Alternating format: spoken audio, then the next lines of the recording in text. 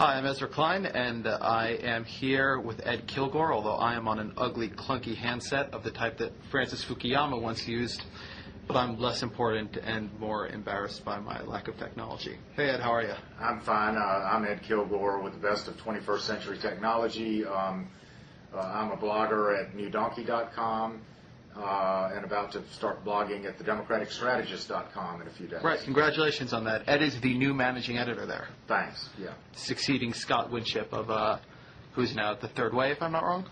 That's correct, and we just broke this story on Blogging Heads TV. A Blogging Heads exclusive. Exactly. All right. So Ed and I thought we'd begin with the Democratic debate from the other night. From was it Sunday that it was on? Yeah, Sunday, right. Okay. What do you think, Ed? Well, you know, I mean, I think these debates sometimes are emphasized as important in the race itself, particularly this early. You know, and there was obviously no huge gaffe that'll be remembered forever that disqualifies a candidate. You know, the conventional wisdom on the debate was that Hillary Clinton was very much in command. That Barack Obama was a little smoother than he has been. There were very different interpretations of John Edwards' performance, and I think let's begin there. What do you think of Edwards? Well, I think he's in an interesting and rather difficult position at the moment. He's clearly trying to distinguish himself from Obama and Clinton as the rigorous, committed, anti-war Democrat. He's been trying to do this for a while. And he clearly wants to lump Obama and Clinton together as sort of Washington prevaricators who are afraid of Bush and don't really want to end the war, don't know how. Yet, you know, a little over a week ago, both of them voted against the Iraq supplemental appropriations bill, doing exactly what Netroots activists and anti-war Democrats wanted them to do. And so Edwards took the rather interesting tack of criticizing them for quietly casting the right vote. Right. They didn't do it loudly enough. As he said, this is a difference between leadership and legislating. Which perfectly set up Barack Obama to say, well, let's talk about leadership. You know, yours started about 4.5 years too late, which was obviously an allusion to the fact that Obama opposed the war at the beginning and Edwards supported it. Right. I mean, I have to tell you, Ed, I was very disappointed in Edwards' performance, and I say that as somebody who has a great amount of sympathy for him. And I say that as somebody who is largely in line with him politically, but I think in past forums and debates and appearances with the other candidates, say at the Democratic, the DNC winter meeting, where the three of them were all on the stage, not together, but one after the other, Edwards has been very, very good at attacking them by drawing the contrast, by showing with bigger ideas or more forceful rhetoric or a more sort of confrontational tone that he brought something to the table that they didn't. And be it because Hillary Clinton and Obama are beginning to move to the left in more definable ways with Obama's health care plan, and Hillary keeps saying she'll take out the troops on day one, or be it because Edwards just had an off night, I thought his constant attacks made him look smaller. I mean, certainly it made it a contest between him and Obama and Clinton, which I guess put him in the first tier. But what it did, it seemed to me, was section off the first tier to the two top first tier candidates with Hillary and Obama, and then the bottom first tier candidate, this driver, Edwards. And I think what you ended up seeing was that there were two candidates on the stage, and three if you include Biden and his ego, well, four, who were speaking as if they thought they were going to be president. And Edwards, and possibly correctly, was speaking as if he thought he was running for president. And I think that came through clearly.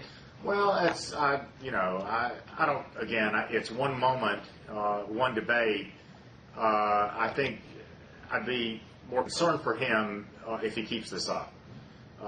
Sure. I mean, he has clearly decided that his, you know, the sort of the open lane to a national base in the nominating process is going to be as the, you know, the guy who voted wrong in the war admitted it and now is really committed passionately to ending it.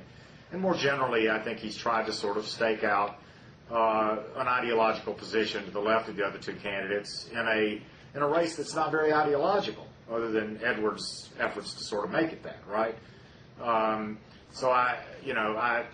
The interesting thing about Edwards is that, you know, he could have come into this campaign simply building on what he did in 2004 and build on the relationships with sort of the netroots in the left that he had already established as sort of the late alternative to John Kerry, but without kind of sacrificing his centrist appeal to, and in fact his southern regional appeal.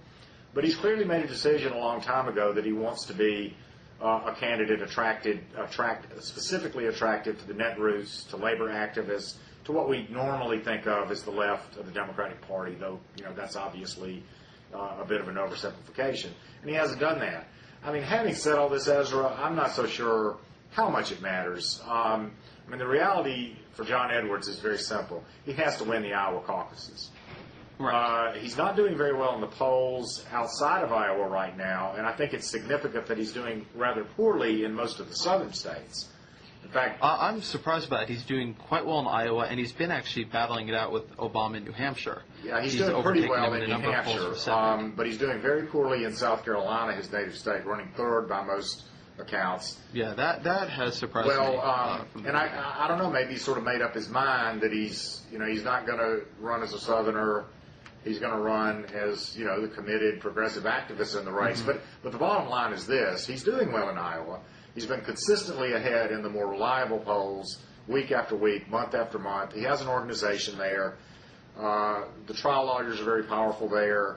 The current governor is surrounded by people who are Edwards activists. I mean, he's in good shape there. And the reality is, if he wins in Iowa, he'll jump 20 points everywhere else the next day. So, well, it depends on expectations, of course, but I mean, I think your analysis there is largely correct. I mean, one thing that impressed me about the debate was how substantial it was. I mean, you really had everybody turning in a fairly good performance. Yeah. I mean, you had a lot of people you could see on that stage being the nominee. I thought Biden did very, very well. I was impressed with him. I thought Richardson was unpleasant to watch, listen to, and actually parse in any way. He came across to me as largely a Republican. But one way or the other, but it was fascinating because, and this will move into the Republican debate too, but you could not get the Democrats off of substance. I mean, I remember when they went into the question of how will you use Bill Clinton in your administration. They went to Mike Gravel and they went to da-da-da-da. And I remember Bill Richardson took the opportunity to segue into how he would attempt to get peace between the Israelis and the Palestinians. I mean, they tried to get a sort of gotcha, or at least somewhat lighter question, with the subtext being Hillary, and couldn't get people off with the policy. I thought it was largely an impressive performance from all of them. Hillary made great strides, I think, among Netroots folks in that debate, as did Obama. Edwards, I wasn't super impressed with his performance, but others were. David Yepsen, who's sort of a grand old man in Iowa, said it was great, and Chuck Todd said Edwards did the most to help himself. And this is all in very stark contrast, I think, to the Republican debate, which went off last night and was, I think, an unbelievably unsettling, disturbing, and unimpressive performance. I mean, and the real definitional moment of it, to me, was that at one point Blitzer was talking about Iran. And unlike in the Democratic debate where he says, well, can we have a nuclear Iran? The Republicans have become so sort of reflexively bellicose and aggressive that it wasn't even a question, if Iran goes nuclear, will you bomb them, will you attack them to keep them from developing atomic weapons? No, Blitzer went a step further. It was, if Iran goes nuclear, will you use other tactical nuclear weapons in order to stop them? And nobody said, wait, we should back up. Maybe we don't want to attack Iran. Maybe everybody thinks that's a terrible idea.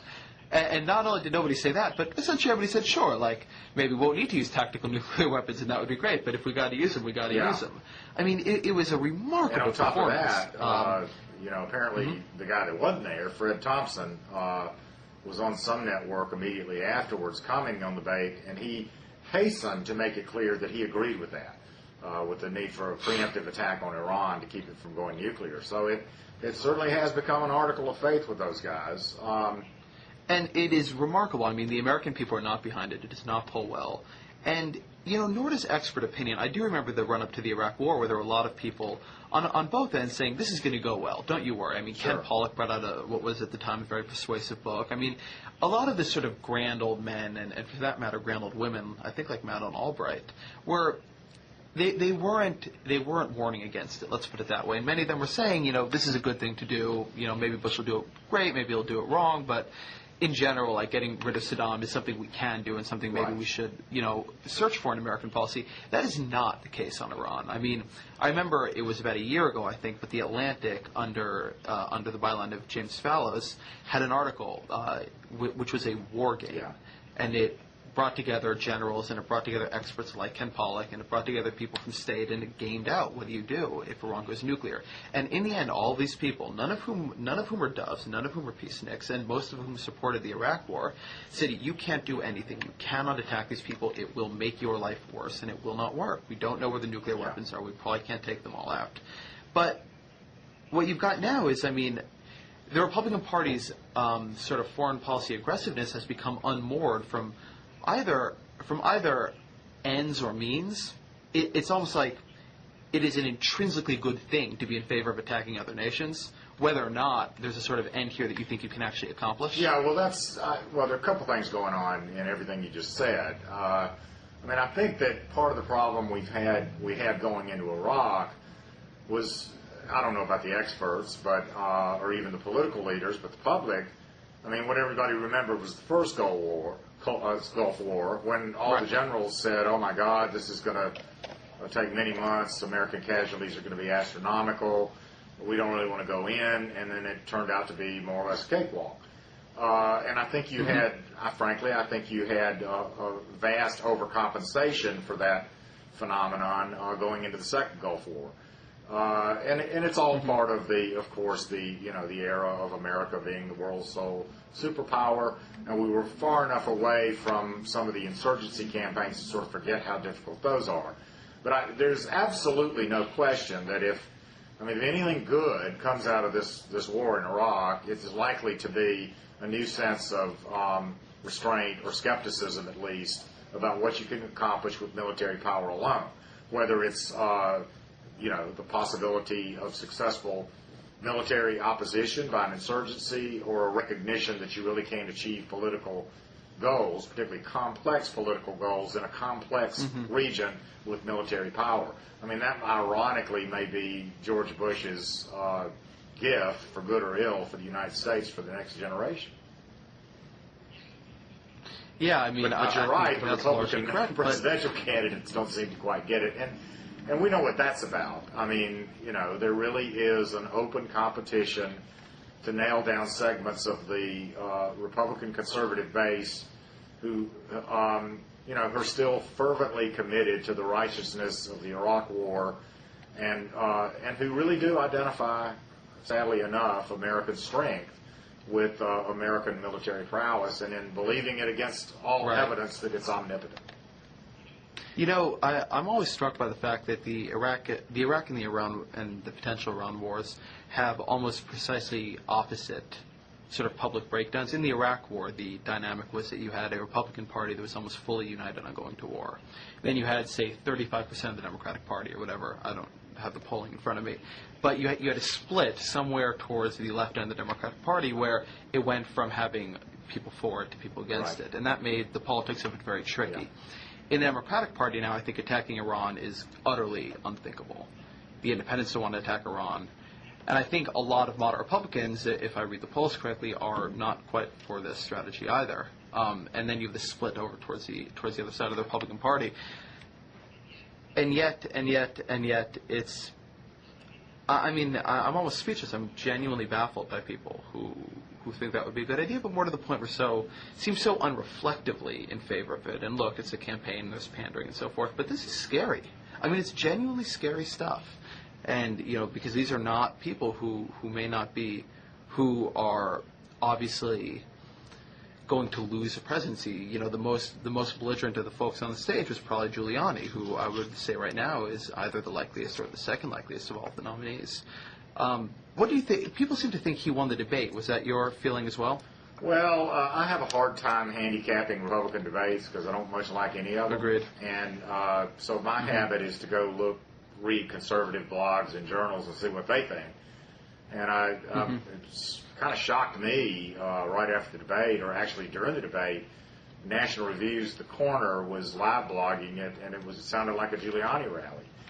And I happen to know that a lot of the folks over there really don't like the man. really don't like the man. So I took it as pretty significant. And a lot of and I've read the transcript, and a lot of the follow-up press has said the same thing, that, it wasn't simply that he was impressive or that he even got a little bit lucky with the way he handled the lightning strike moment where he was able to make fun of himself on what was otherwise a toxic and serious issue for him. I think the other thing going on is expectations, because I think there's a collective feeling among the chattering classes in both parties that the Giuliani thing is defying gravity, that the man is doing better than he has any reason to do, and that given his positioning on a vast array of issues that have usually been make or break in the Republican Party, and given his rather unstable personality on occasion, that he's bound.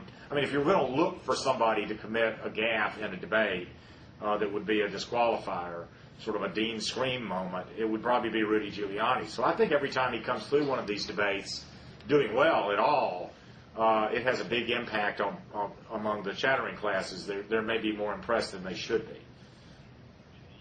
be. I think Giuliani suffers from an interesting effect, which is that he was obviously mayor of New York. And so much of the media either lives in or is from New York that they have this very, very, very distinct impression of the man that they don't have when somebody comes out of Texas, Arkansas, Tennessee. And in that way, I don't even know if Giuliani is more unstable than anybody else, or just that more people know his reputation. Huckabee has a weird reputation in Arkansas for, freaking out against the press and doing all sorts of things. But, I'm always struck by that, and I end up wondering how much of the anti-Giuliani sentiment or the certainty that he's going to explode is sort of misplaced, that he'll be able to hold it together for a couple months, and that, the media's getting ahead of itself and thinking other people will know what they do. I watched the debate with Matt Iglesias, another blogging header, and he kept jumping up and yelling, how can they be letting Giuliani get away with this? His record on immigration is so far left. His record on blah, blah is so far left. And New Yorkers know the record, and they sort of, I think, keep expecting other people to. But it doesn't seem, even as it trickles out a little bit, that it has quite the same sort of intensity. People haven't been introduced to him, and so are, to some degree or another, willing to give him a shot to say who he so. is. There's a lot of national polling data that shows that when Republican rank and file folks are told Giuliani's record on abortion, gay rights, and immigration, it makes them significantly less likely to support him. And there's plenty of time for them to get the word out. But I think you're probably right about the skewed media perceptions of Giuliani. But there's a long way to go into the nomination, and totally aside from public opinion, I'm convinced that despite all the talk about the fading importance of the Christian right and the belief that Republicans will do almost anything to win next time, there are enough. We have to remember, just to take one issue, that right-to-life activists typically think that we are living through an American Holocaust right now. It's not a symbolic issue to them. It's not just a cultural issue to them. It's not just about disliking women. It's about mass murder, is what they actually do think. And if you think they're going to stand by and watch Rudy Giuliani get the Republican presidential nomination, I think you've got another thing coming. The question is whether those folks, how many of them are they, and can they unite behind another candidate? And that's been that has been why this race has been so turbulent. Because there have been several people sort of auditioning for the conservative alternative, first to McCain, and then to Giuliani, and nobody's quite nailed it yet. No, and it's not going to be Brownback. I was watching him last night, and I've rarely seen somebody seem. They say some candidates seem very human. He seems very humanoid. He looked to me like a Martian. He had this buzzing green tie that was too tightly patterned for television, and he himself is very, very stiff. And it looks like, as I wrote the other night, the candidate for Pleasantville. He hardly looks real. Well, I know what you're talking about. I think his problem is that I think he sort of assumes that everybody out there knows, sort of what you said about Giuliani and the press. I think he thinks everybody out there knows that he is the most rigorous ideological conservative in the race, and or at least could be, and that he has to humanize himself. So to me, it's like watching a guy that you know to be, sort of a gangster trying to act like, Mr. Rogers, and I think he's overcompensating for a perception of him that actually doesn't exist. But he does look like a guy that's way overprogrammed, is trying too hard, and is not succeeding. So I agree with you, and I think that's, and the other guy that has been auditioning for the true conservative in the race is Mike Huckabee, and he turned in arguably a pretty good performance. I agree with that. I thought he was actually quite impressive.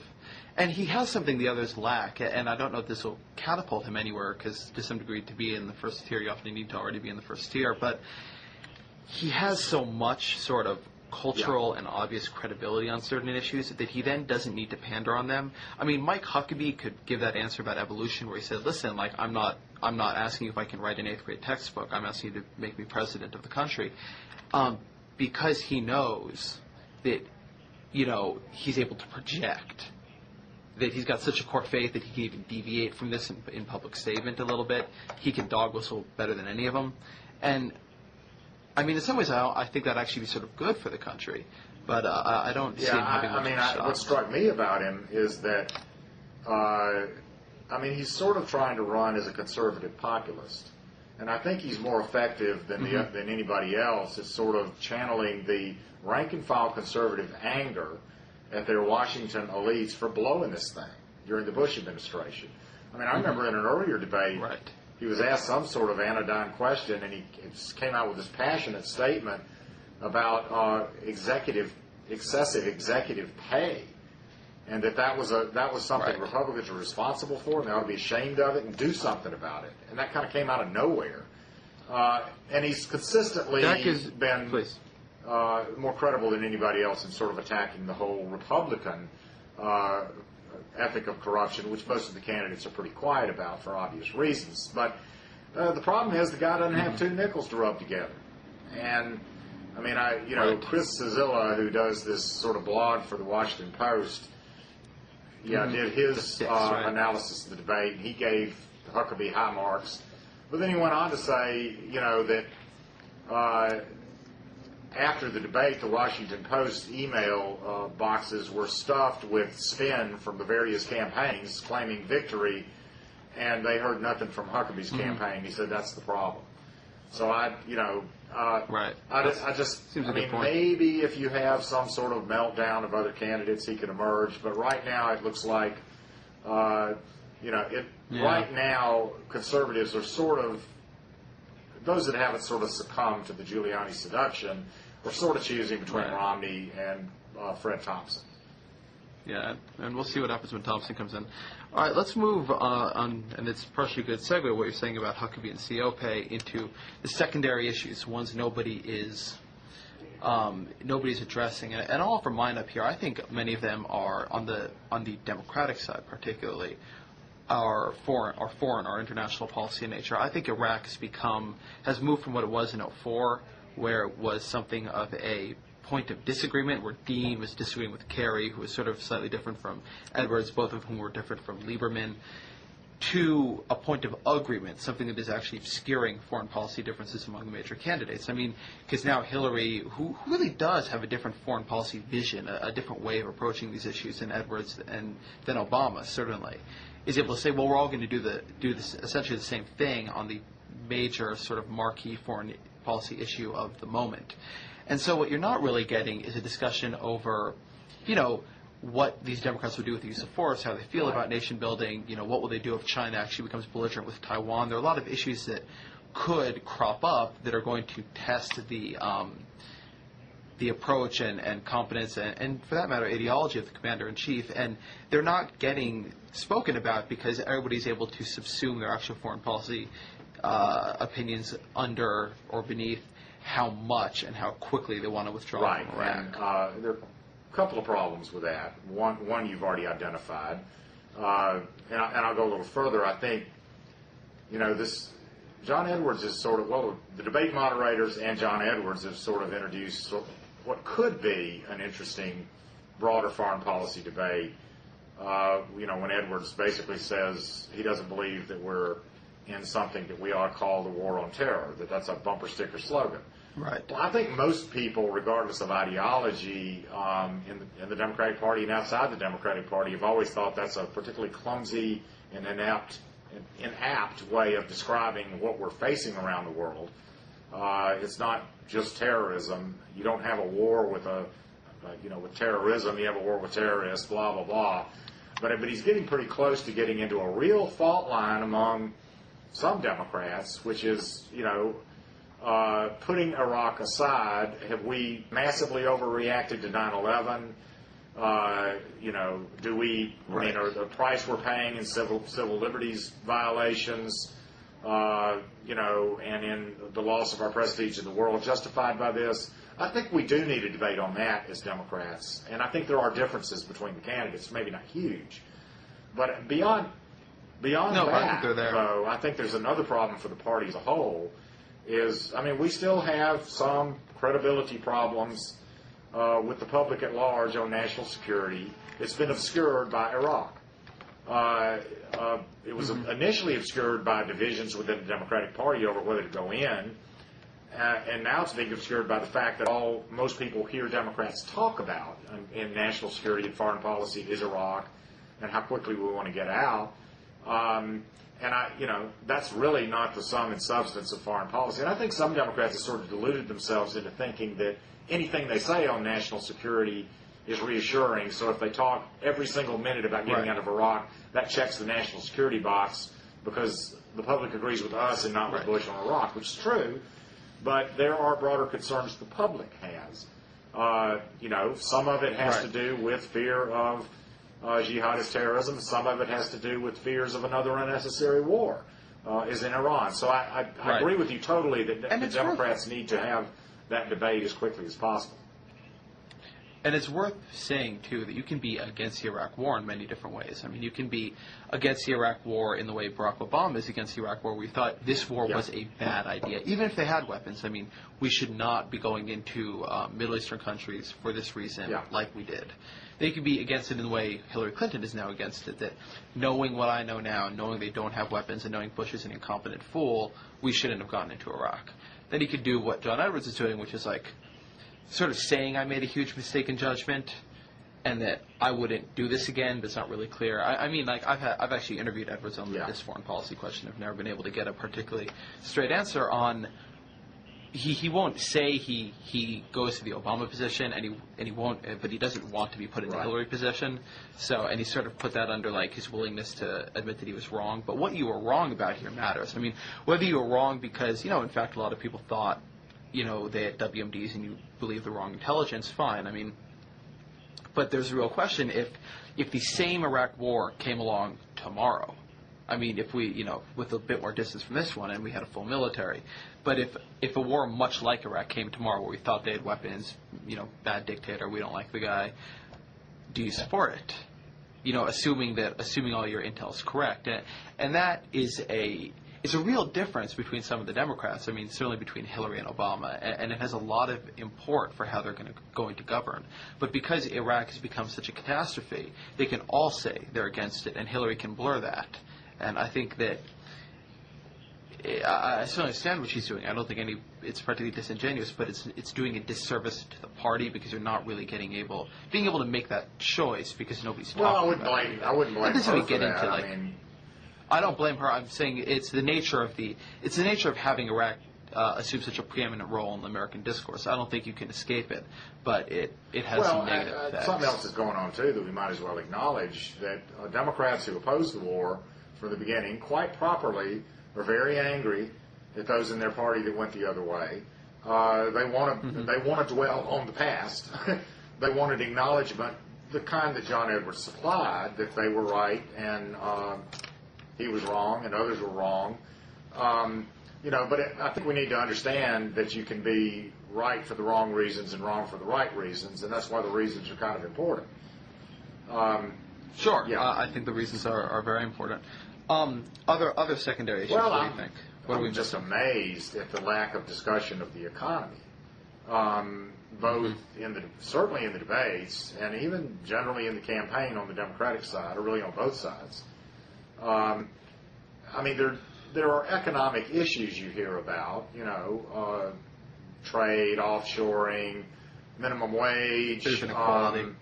The cost of health care, the cost of energy. All those are important economic issues, but you don't hear anything like sort of a big vision of where the macroeconomic policy. When Bill Clinton was president, we had a national economic strategy that practically school children could recite, the 3 pillars.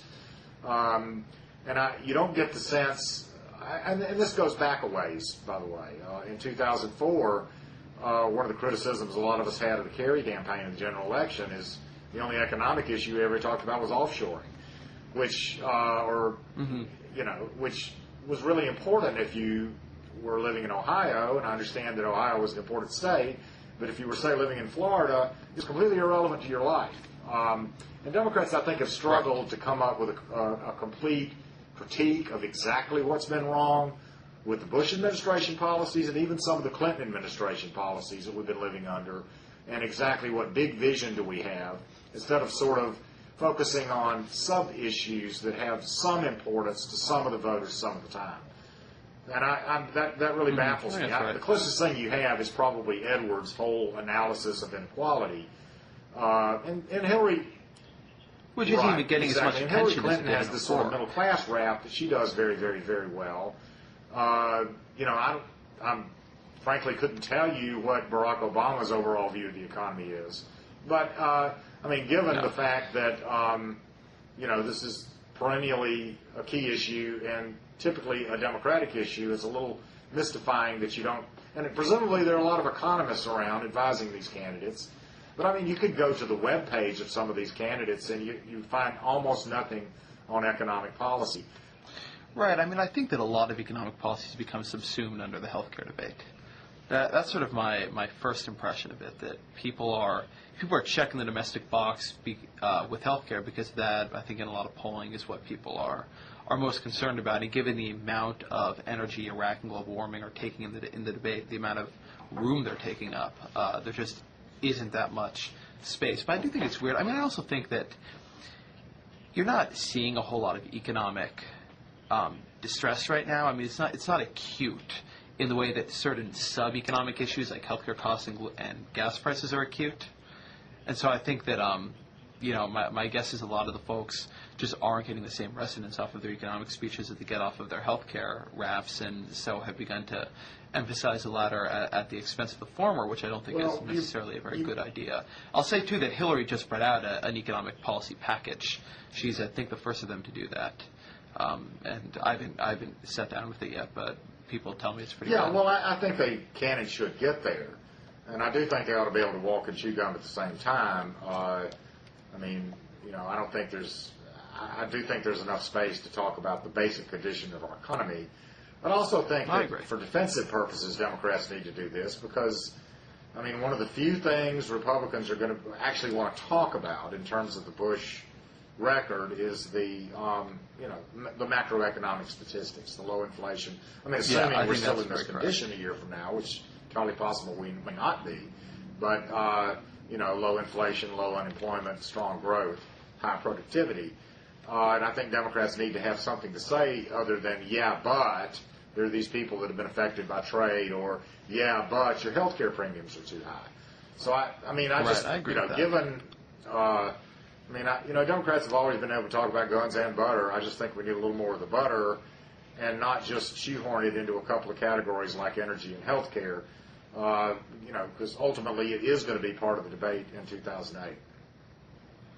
Well, and watch this segue right here, Ed. I think what you really do need to have a little bit more discussion on in the economy is the effect of immigrants on wages.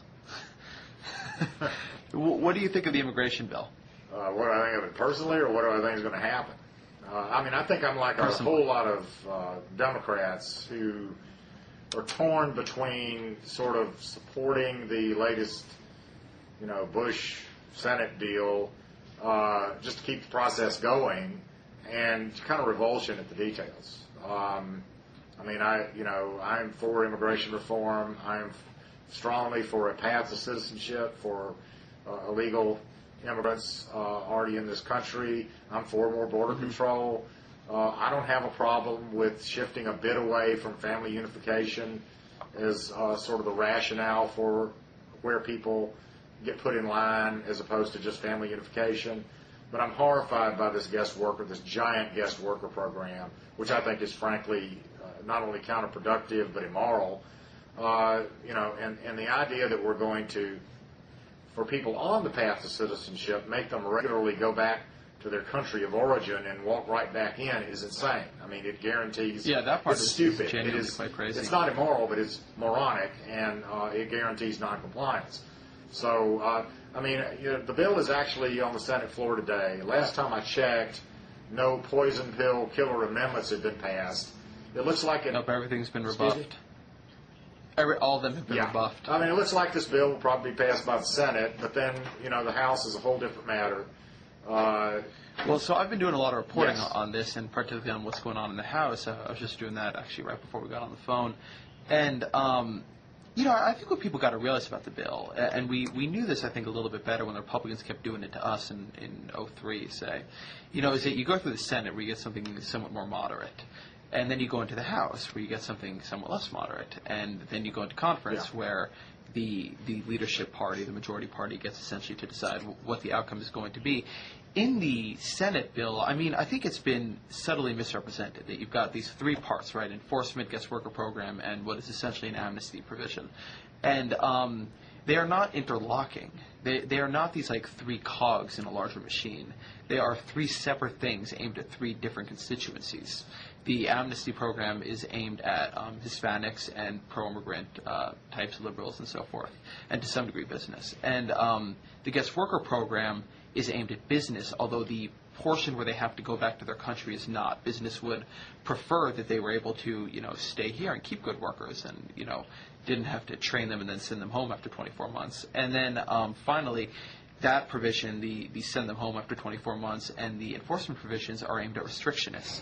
And what you have are three essentially separate bills cobbled together in order to get enough votes to get something done. Now you move to the House, which is, particularly post-delay and under Pelosi, is much more parliamentary in nature, and where the majority party has quite a bit of power. And what you're probably going to see there is some amount of unification around the Strive Act, which is a legislation by Gutierrez, who is sort of the Congressional Hispanic Caucus's point man on immigration, and it's been co-sponsored by Jeff Flake, who is a conservative Republican from, I believe, Arizona. And the sort of very salient thing about the Strive Act is that it has, for the guest workers, a right to petition for citizenship once they're in the country after 5 years, which is a real vast improvement. And, people seem to think, or at least who I'm speaking to, that you're not going to get a bill out of the House that doesn't include that. And, I would be very surprised then if in conference anything like that were strict. I mean, that would almost shock but then me. you've got to get 60 votes in the Senate for the conference report, and that's where the whole thing might unravel. No, I think your analysis of what the House is likely to do is correct.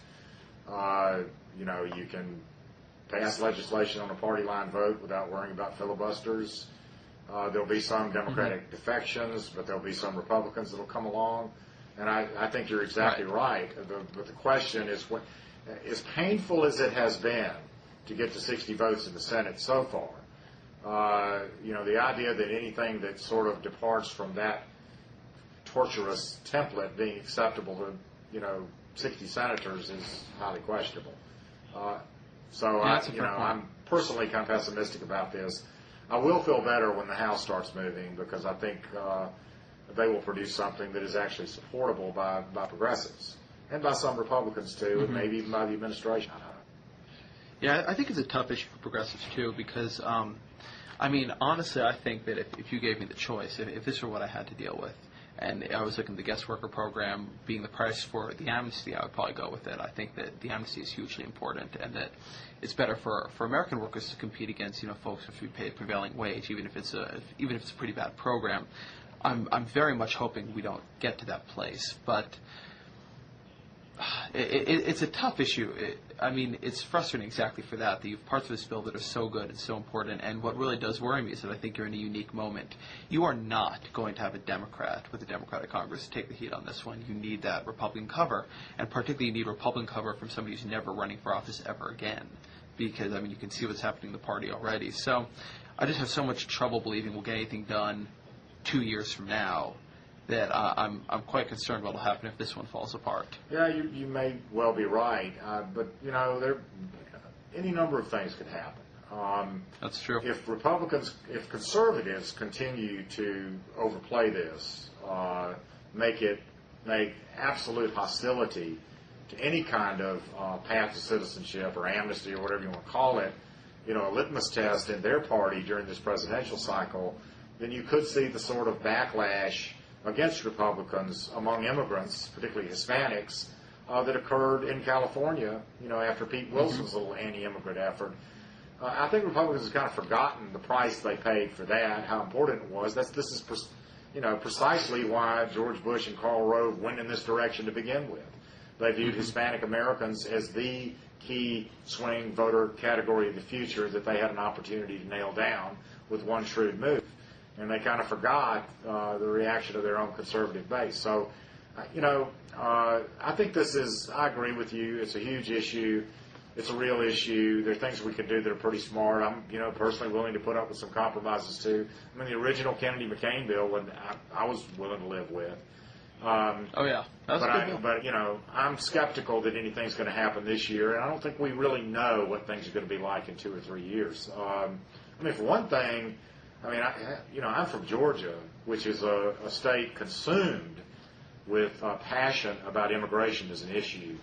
It's a huge issue down there. Part of the reason it is that you have a very large and visible immigrant population that can't vote. Right. And I think if you look around the country, that's where Republicans are demagoguing the most on this issue. It's where you have a lot of immigrants, but they don't vote. Well, more and more of them are going to vote every year, no matter what. And so the clock is ticking in the other direction, too, in terms of a restrictionist immigration policy. So I may not be quite as pessimistic as you are in the long run. Well, but I certainly hope you're right on that. I just think that we can't count on much. You said you're in Georgia. Is that where you've moved back to now? Well, I'm sorry. I'm kind of spending half my time there. Yeah. Now you've left Washington as much as possible. You were out of the Beltway dinner party circuit. I quit my full-time job, went to 2 part-time jobs, so I didn't have to show up in too many offices too many times. And even before that, I was spending about half my time out in the country. Now, why is that? You just don't like Washington? Right. Now, tell me what's wrong. Great I've been here to for visit, a bit under 2 years, and tell me what I need to be watching out for here. Well, it's not a terribly livable city to begin with, though it's gotten a little bit better in the last few years. I've been mugged a couple times. It's expensive as all get out to live here. Frankly, the folks here aren't the most civil in the world. A lot of smart people here, a lot of mean people here. And there is something to, I'm not a big believer in that there's some omnipotent Washington establishment that gets together at Georgetown cocktail parties and dictates to the Democratic Party or to the nation or to the world at all. But there is a self-referential Beltway culture that does exist. It's not so much a matter of ideology or even of elitism. It's just a matter of self-regard and of self-obsession. It does. If you want to make a living doing some kind of political blabbing like we do, it is a bit of an occupational hazard to forget that people outside Washington don't, follow that morning's markup in the Finance Committee, or don't read polls, or don't read position papers. It actually does begin to blind you after a while that most people in this country have kind of normal lives, that there are places in this country where, any number of things is bigger news than whatever the hell happens in politics that day. And it just makes you a better political analyst to kind of get out of that sort of wallowing in it that you have in Washington. But having said all that, I think the belief of some folks, particularly in the Democratic netroots, that that somehow there is a shadowy Bavarian Illuminati kind of conspiracy to hold down the netroots and, monopolize power and make sure that the consultants run everything is just not true. And frankly, the Democratic Party's never been organized enough to have that kind of establishment. Sure. I don't think much of what you said there was wrong, frankly. I mean, I quite like Washington aside from the food, but there's utterly, and the food is atrocious. I mean, I've said before that I will support any immigration bill that airlifts 75 burrito carts out of Mexico City and into the Capitol, and you can have whatever provisions you want in there. Well, that's funny. Funny you say that because down in my home state of Georgia, Hispanic immigration has revolutionized cuisine. We'll see. There is not any little bitty hamlet in that state now that doesn't have a pretty good family Mexican restaurant. I mean, that's been very, very helpful there. Well, with that, I mean, I come from Southern California. Right. This is why immigration is one of my real sort of gut level commitments. I mean, I'm very, very, very, very pro-immigrant. But I end up in the Virginia and Maryland suburbs all the time, which, as you know, is considered a disreputable thing to do when you live in Washington, just searching out decent Asian food in the sort of ethnic communities out there. But, I think the good of Washington is the bad of it, right? That on the one hand, it's very distorting. Everybody's very, very, very into politics. It can be hard to have a conversation that doesn't have, that undertone, and it's very self-referential and self-regarding. On the other hand, it's very, it's a very challenging place to be. Your ideas are pretty constantly challenged and fought out. I mean, it ends up being sort of a big debating club with the good and with exactly the good and the bad of that. And I think it's fun while you're young, and I could really imagine it getting grating over time. But I certainly think that the great danger of it is that your view of how politics actually works, and more to the point, how it's experienced, is very wrong. I'm really a big believer that politics is largely a tribal occupation, and so we spend a lot of time talking about healthcare plans and this and that. But in the end, who's on your team matters a whole lot more than what they're saying. And that's why I think people like Giuliani have much more of a chance than people in this town seem to think they do, because at the end of the day, they're going to be on the right team and have the right enemies, and that's what, the other members of their tribe will be looking for. You mean the Republican tribe? Mm-hmm. Yeah, I mean, we can go back to that for just a second.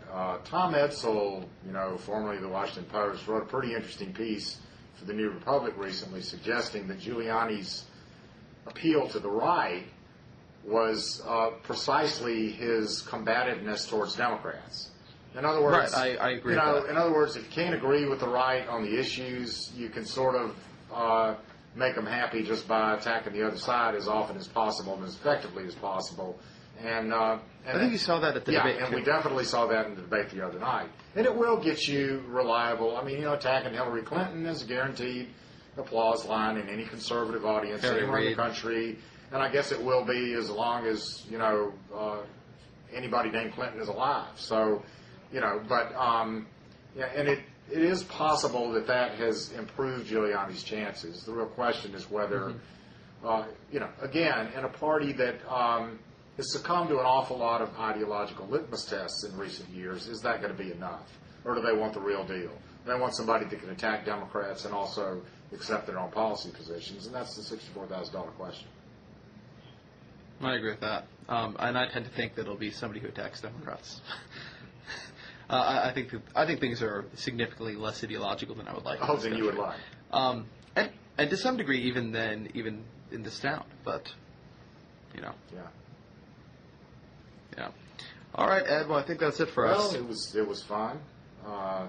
We need to do it again. I'll plan a few more jokes next time. And we need a sport. Yeah, I fear we weren't need that a sports funny. topic. I mean, when Iglesias and I did this thing, we talked about soccer for 20 minutes. I mean, my problem is that, like a good sort of DC elite, I'm not, or possibly more like a good coastal elite than a DC elite. The DC elites tend to be into the nationals.